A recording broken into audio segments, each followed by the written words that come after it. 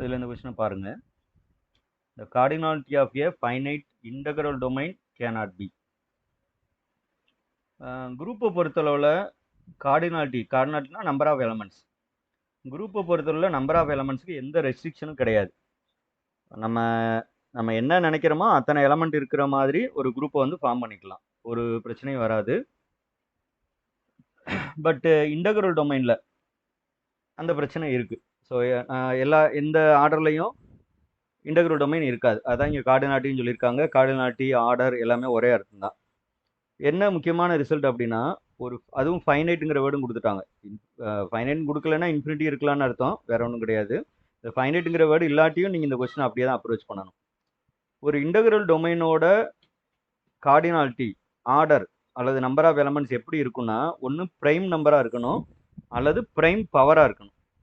இவ்வளோதான். ஒன்று ரொம்ப prime or prime power, some p power n, இந்த மாடல் தான் இருக்கணும். இந்த மாடலில் இல்லை அப்படின்னா அத்தனை எலமெண்ட் இருக்கிற மாதிரி நம்ம என்ன பண்ண முடியாது அப்படின்னா ஒரு இன்டெக்ரல் டொமைன் வந்து கிரியேட் பண்ண முடியாது, அல்லது அப்படி ஒரு இன்டெக்ரல் டொமைன் இருக்காது. அப்போ செக் பண்ணிட்டே வந்தோம் அப்படின்னா டூங்கிறது ப்ரைம் நம்பர். ஆக்சுவலாக இந்த கார்டினாலிட்டி இருக்கும், நமக்கு வந்து கேனாட் பின்னு கேட்டிருக்காங்க, ரொம்ப கேர்ஃபுல்லாக பார்க்கணும். அது மாதிரி இந்த 3யும் பார்த்தீங்கன்னா இருக்கும். இது வந்து ட்ரூ மீன்ஸ் என்னென்னா கார்டினாலிட்டி இருக்குன்றக்கா நான் ட்ரூன்னு போடுறேன்.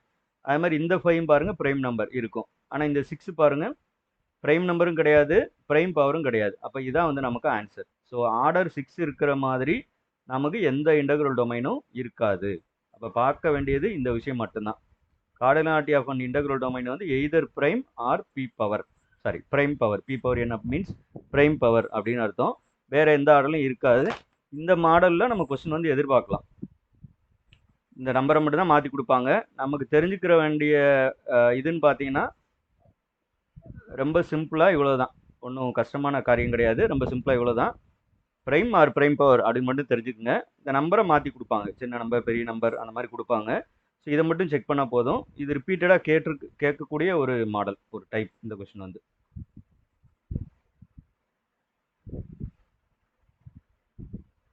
ஓகே, இந்த இதை பாருங்கள். Which are the following is not a field. இதில் எது வந்து ஃபீல்டு இல்லை அப்படின்னு கேட்டிருக்காங்க. இப்போ நம்ம இப்படி பார்க்கும்போது ரொம்ப வித்தியாசமாக தெரியும். அதனால் சார் z/2z அப்படின்னு. பட் இந்த மாதிரி கொஸ்டினுக்கு நீங்கள் எப்படி யோசிங்கன்னா, இன் ஜென்ரல் z/mz இது எப்படி இருக்கும் அப்படின்னு பார்த்தீங்கன்னா, ஆக்சுவலாக இது வந்து இதில் இருக்க எலமெண்ட்டே வேறு மாதிரி தான் இருக்கும். பட் நீங்கள் எப்படி புரிஞ்சுக்கிறணும் அப்படின்னா, இதுவும் இந்த எம் இருக்கு இல்லையா இங்கே, அதை இங்கே தூக்கி போட்டுருங்க, zm. இந்த ரெண்டும் ஐசோமார்பிக்காக இருக்கும். இந்த சிம்பிளுக்கு இந்த இடத்துல ஐசோமார்பிக்னு அர்த்தம். ஏன்னா இதை வச்சு பார்க்குறது நமக்கு ஈஸியாக இருக்கும். ஸோ கொஸ்டினை பார்த்த உடனே நீங்கள் என்ன பண்ணிருங்கன்னா அப்படி மாற்றிருங்க. அப்போ இந்த முதல்ல நீங்கள் எப்படி பார்க்கணுன்னா z2 மாதிரி பார்க்கணும், அவ்வளோதான். இது வந்து z3, இது வந்து z4, இது வந்து z5, அவ்வளோதான். இப்படி நீங்கள் பார்த்தா போதும். எது ஃபீல்டு இல்லை அப்படின்னு கேட்குறாங்க. ஸோ ஃபீல்டாக இருக்கணும் அப்படின்னா அது வந்து இன்டெக்ரல் டொமைனாக இருக்கணும். ஸோ ஃபீல்டாக இருக்கணும்னா இன்டெக்ரல் டொமைனாக இருக்கணும். இன்டெக்ரல் டொமைனாக இருக்கணும்னா என்ன அப்படின்னா, இப்போ நம்ம சொன்ன மாதிரி ஒன்று ப்ரைம் அல்லது ப்ரைம் பவர் அப்படி இருக்க முடியும். பட் இன்னொரு பிரச்சனை இதில் செக் பண்ண வேண்டியிருக்கும். என்னன்னா 0 டிவைசஸ் இருக்கக்கூடாது. இப்போ எக்ஸாம்பிளுக்கு z4 எடுத்துக்கலாம். அதாவது 0 டிவைசர் இல்லாமனா எப்படி சொல்லணும்னா நமக்கு சாதாரணமாக தெரிஞ்ச விஷயம். இப்போ எக்ஸாம்பிளுக்கு ஏபி ஈக்குவல் டு 0 அப்படின்னு நம்ம எடுக்கிறோம்னா எங்கேயோ ஒரு எக்ஸ்பிரஷன் வருது. இமீடியட்டாக நம்ம என்ன பண்ணுவோம்னா a equal to 0 or b equal to 0ன்னு எழுதுவோம். எந்த நம்பர் சிஸ்டத்தில் நம்ம இப்படி எழுத முடியுதோ அதில் வந்து 0 டிவைசர் இல்லைன்னு அர்த்தம். ரைட்டா? எக்ஸாம்பிளுக்கு set of real number, set of integers இதெல்லாம் பார்த்தீங்கன்னா இப்படி எழுதுவோம். அப்படின்னா அதில் 0 டிவைசர் இல்லை அப்படின்னு அர்த்தம். இதுக்கு ஆப்போசிட்டாக இப்போ எக்ஸாம்பிளுக்கு z4 இருக்குன்னு வச்சுங்களேன். நான் என்ன பண்ணுறேன்னா ஏவும் 2ன்னு எடுக்கிறேன், பியும் 2ன்னு எடுக்கிறேன். ரெண்டுமே நாட்டிக்குள் 0 தான். அதை செக் பண்ணிக்கிறணும். ஏன்னா எடுக்கும்போது 0 இருக்கக்கூடாது. இதுவும் நாட்டிக்குள் 0, இதுவும் நாட்டிக்குள் 0. இப்போ நான் என்ன பண்ணுறேன்னா ஏபி கண்டுபிடிக்கிறேன். இப்போ ஏபிங்கிறது என்ன வரும் அப்படின்னா 2 × 2 அப்படின்னு வரும், 4 வரும். பட் z4 பொறுத்தவரை 4 அப்படிங்கிறது என்னன்னா 0. அதாவது ரெண்டு நான் ஜீரோ நம்பர் எடுத்திருக்கேன், பட் மல்டிப்ளை பண்ணால் 0 வருதா. இந்த மாதிரி தான் நம்ம என்ன சொல்கிறோம் அப்படின்னா 0 டிவைசர்ஸ் அப்படின்னு சொல்கிறோம். இப்போ இந்த இடத்துல 2ங்கிறது 0 டிவைசர். 0 டிவைசர் இருந்துச்சு அப்படின்னா அது இன்டெக்ரல் டொமைனாகவே இருக்க முடியாது. இன்டெக்ரல் டொமைனாக இல்லை அப்படின்னா நாட் அ ஃபீல்டு. நாட் நான் கொஞ்சம் ஷார்ட் ஃபார்மில் எழுதுறேன், இப்படி எழுதுறேன். Not integral domain implies not field. Not an integral domain implies not a field. இப்போ நமக்கு நாட் அ ஃபீல்டு தான் கேட்டிருக்காங்க. அப்போ ஆன்சர் வந்து பார்த்தீங்கன்னா Z4. ஒன்று இது தெரியணும், இல்லைனாலும் சொல்லிடுறேன். வேறு வழி இல்லையா சார் அப்படின்னு கேட்டிங்கன்னா, இது யூஸ்வலாக நிறைய பேர் படிச்சிருப்பீங்க. Zn is a field if and only if n is prime. இப்படி ஒரு ரிசல்ட் இருக்குது. Zn இஸ் எ ஃபீல்டு, இது ஃபேமஸ் ரிசல்ட் தான். Zn is a field if and only if n is prime. அதாவது இந்த n வந்து ப்ரைம் நம்பராக இருந்தால் தான் அது ஃபீல்டாக இருக்கும். அது இஃப் அண்ட் ஒன்லி இஃப் இருக்கா? அப்போ Z4ங்கிறது ப்ரைம் நம்பர் கிடையாது, 4ங்கிறது ப்ரைம் நம்பர் கிடையாதா?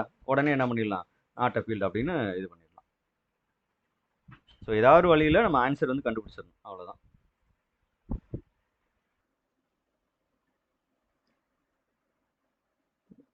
இந்த இடத்துல நம்ம வந்து ப்ரைம் ஐடியல்னா என்ன அவ்வளோலாம் யோசிக்க வேண்டிய அவசியம் இல்லை. ஓகேவா? இதை பொறுத்தளவு நமக்கு ஈஸியாக வந்து ஃபார்முலா, ஃபார்முலா மீன்ஸ் ஒரு கான்செப்ட் தான், அது நமக்கு தெரிஞ்சாலே போதும். என்ன பண்ண வேணாம்னா ரொம்ப ப்ரைம் ஐடியல்னா என்ன அப்படிலாம் யோசிச்சுட்டு இருக்க வேணாம். அந்த அந்த கொஸ்டினுக்கு என்ன தேவையோ நம்ம அதை மட்டும் போனால் போதும். So number of prime ideal, ஈஸியான ட்ரிக் என்னென்னா இங்கே ப்ரைம் அப்படின்னு இருக்கா? ஸோ இங்கே ப்ரைம் அப்படின்னு இருக்கு. அப்போ இதுக்கு ப்ரைம் டிவைசர் பாருங்கள், அவ்வளோதான். ஸோ 10க்கு ப்ரைம் டிவைசர்ஸ் பார்க்கணும். Number of prime divisors of 10 எத்தனை அப்படிங்கிறது தான்.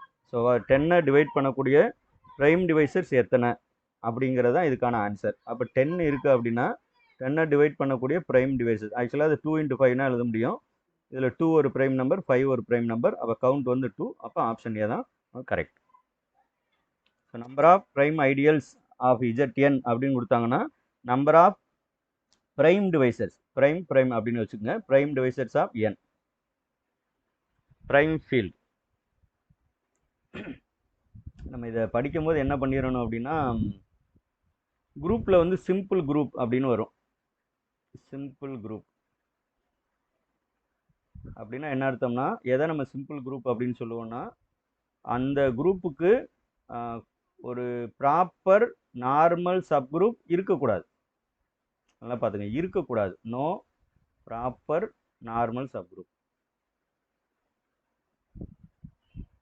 ரெண்டையுமே லிங்க் பண்ணி சொல்லிடுறேன்.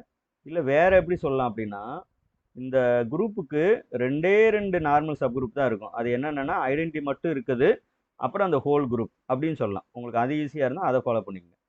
ரெண்டும் ஒரே அர்த்தம் தான். ஏன்னா ப்ராப்பராக இல்லைன்னா இப்போ ரெண்டுமே இம்ப்ராப்பராக இருக்கும். அது எதுனா அந்த ஐடென்டிட்டி மட்டும் இருக்க குரூப்பும் சப் குரூப்பும் ஹோல் குரூப்பும் இந்த இடத்துல நம்ம சப் குரூப்பாக தானே கன்சிடர் பண்ணுவோம்.